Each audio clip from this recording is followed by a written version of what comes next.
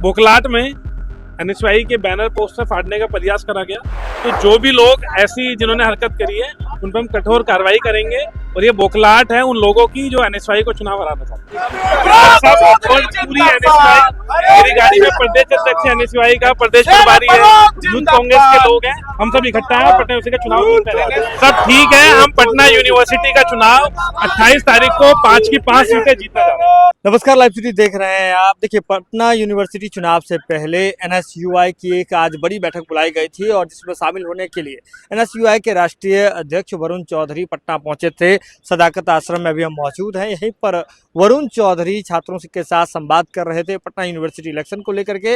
लेकिन जैसे ही वरुण चौधरी सदाकत आश्रम पहुंचते हैं उनका विरोध हो जाता है, पोस्टर भी फाड़ दिए जाते हैं और इसके बाद यह कहा जाता है कि जो कन्हैया कुमार, आपको बता दें कि कांग्रेस के राष्ट्रीय प्रभारी हैं, उनके गुट के लोगों के द्वारा जो है यह काम किया गया, पोस्टर फाड़े गए, विरोध दर्ज किया गया। तो एक सीधा सवाल उठने लगा कि एनएसयूआई के जब राष्ट्रीय अध्यक्ष और राष्ट्रीय प्रभारी के बीच में ही सामंजस्य नहीं बनेगा तो ऐसे में चुनाव कैसे जीता जाएगा। लेकिन आपको बता दें कि वरुण चौधरी जो कि एनएसयूआई के राष्ट्रीय अध्यक्ष हैं, उनसे जब इस मामले पर सवाल किया गया तो उन्होंने सीधे तौर पे कहा कि मुझे यह जानकारी नहीं है कि किसने यह पोस्टर फाड़ा है, आरएसएस के लोग हो सकते हैं। लेकिन इसके साथ ही उन्होंने यह भी कहा कि बहुत ऐसे लोग हैं जिन्हें मौका नहीं मिला है, डिप्रेशन में रहने वाले लोग हैं और वे एनएसयूआई के लोगों को हराना चाहते हैं। ऐसे ही लोगों ने ओछी यह हरकत की है।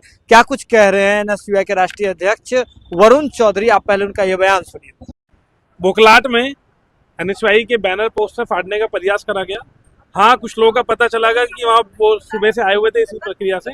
तो जो भी लोग ऐसी जिन्होंने हरकत करी है उन पर हम कठोर कार्रवाई करेंगे और ये बोखलाट है उन लोगों की जो एनएसयूआई को चुनाव हराना चाहते हैं। ऐसे में कैसे जीतेंगे आप?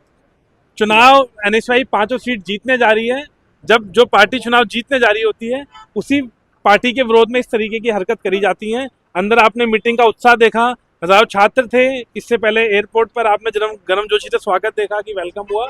हम चुनाव जीतने जा रहे हैं। आज काफी सारे लोगों ने ज्वाइनिंग करी, आने समय में भी और लोग ज्वाइनिंग करने जा रहे हैं एनएसयूआई की। और जो बाकी दल हैं, मुझे पता चला उनके पास कैंडिडेट तक नहीं है अभी तक। तो आप हालत समझ सकते हैं। तो जिन्होंने पोस्टर होर्डिंग फाड़े आप समझ सकते हैं, कमजोर बेचारे मुरझाए हुए डिप्रेशन में रहने वाले लोग हैं जो कई वजहों से डिप्रेशन में हैं। हो सकता है उनको मौका ना मिला हो, कुछ और चीजें हुई हो, डिप्रेशन में रहने वाले लोग हैं, मेरे पोस्टर पढ़ने की हरकतें कर रहे हैं। अभी हमें पता चलेगा, मेरे स्टेट प्रेसिडेंट स्टेट प्रभारी उनसे पता चलेगा। लेकिन वो कुछ डिप्रेशन में लोग हैं, शायद वो संतुष्ट नहीं है, इसलिए वो डिप्रेशन उनका बाहर आ रहा है पोस्टर पढ़ने। नहीं, ये मुझे अभी बिल्कुल नहीं इसका पता मुझे।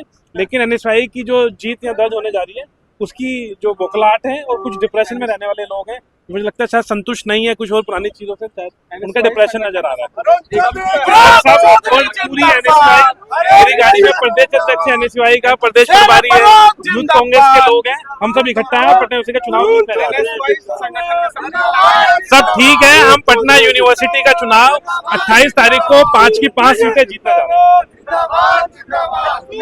तो देखिए, एनएसयूआई के राष्ट्रीय अध्यक्ष वरुण चौधरी ने सीधे स्पष्ट रूप से तो नाम नहीं लिया, लेकिन सीधे तौर पे यह कहते हुए दिखाई दिए कि वे लोग हताशा के शिकार हैं। पिछले समय में उन्हें मौका शायद नहीं मिला है, इस वजह से डिप्रेशन में है, इसलिए इस तरह की हरकत कर रहे हैं। लेकिन एनएसयूआई जो है आने वाले समय में पटना यूनिवर्सिटी चुनाव का जो रिजल्ट है उसमें आपको दिखेगा कि 5 का 5 सीट एनएसयूआई अपने कब्जे में करेगी, जीत दर्ज करेगी। और साथ ही साथ यह कह रहे हैं, बड़ा आरोप लगा रहे हैं, कह रहे हैं जो लोग डिप्रेशन में हैं वो इस तरह का काम कर रहे हैं, पोस्टर फाड़ रहे हैं, विरोध करवा रहे हैं। यह खबर आप लाइव सिटीज के यूट्यूब पर देख रहे हैं तो आप सब्सक्राइब कर ले, फेसबुक पर देख रहे हैं तो फॉलो कर ले। जुड़े लाइव सिटीज के साथ खबर का सिलसिला लगातार जारी है।